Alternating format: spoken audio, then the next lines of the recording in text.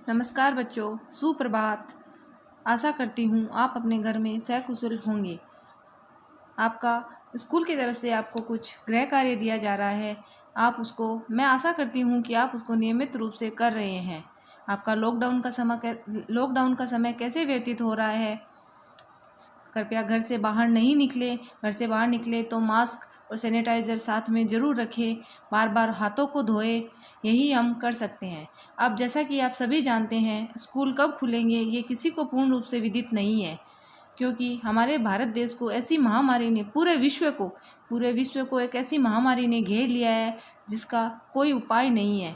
इसलिए स्कूल अपनी तरफ से कोशिश कर रहा है। सारी स्कूल्स है जो अपनी तरफ से कुछ कोशिश कर रही है कि बच्चों की पढ़ाई में कोई बाधा उत्पन्न न हो। इसलिए स्कूल की तरफ से जो भी आपको गृह कार्य दिया जा रहा है वो आप नियमित रूप से पूरा करें। अब मेरा आज का विषय है वचन। ये कक्षा 3rd और 4th के लिए है। कक्षा 3rd और 4th के लिए विषय है वचन। वचन किसे कहते हैं? शब्द के जिस रूप से उसके संख्या में एक या अनेक होने का बोध हो उसे वचन कहते हैं। जैसे बच्चा, बच्चे, गाय, गायें आदि। कोई भी शब्द जो हम बोलते हैं उसके जिस रूप से, शब्द के उस रूप से उसके संख्या में एक, मतलब वो शब्द एक है या एक से ज़्यादा है, वो होने का अगर हमें ज्ञान होता है उसे वचन कहते हैं। जैसे बच्चा एक है और बच्चे ये अनेक है, गाय एक है, गायें अनेक है आदि। वचन। अब आते हैं वचन के कितने प्रकार होते हैं। वचन के 2 प्रकार होते हैं, एक वचन, बहुवचन। वचन के कितने प्रकार होते हैं? एक वचन और बहुवचन। वचन के होते 2 प्रकार, एक अनेक पर करो विचार। वचन के 2 प्रकार होते हैं, एक अनेक पर करो विचार, जो हमें एक और अनेक पर विचार करने के लिए परामर्श देता है।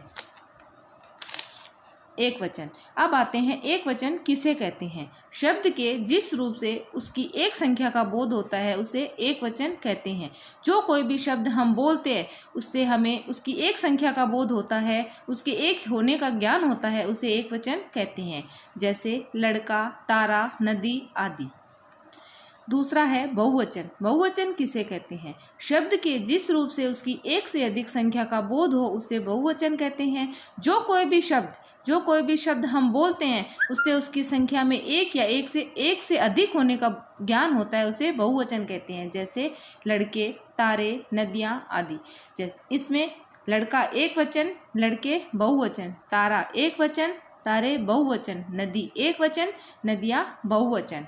अब मैं कुछ महत्वपूर्ण बिंदु आपको बता रही हूँ। व्यक्तिवाचक तथा भाववाचक संज्ञा सदैव एक वचन में प्रयुक्त होते हैं। जैसे संज्ञा के 3 भेद होते हैं, व्यक्तिवाचक, भाववाचक और जातिवाचक। इनमें से व्यक्तिवाचक संज्ञा और भाववाचक संज्ञा में हमेशा एक वचन ही प्रयुक्त होते हैं।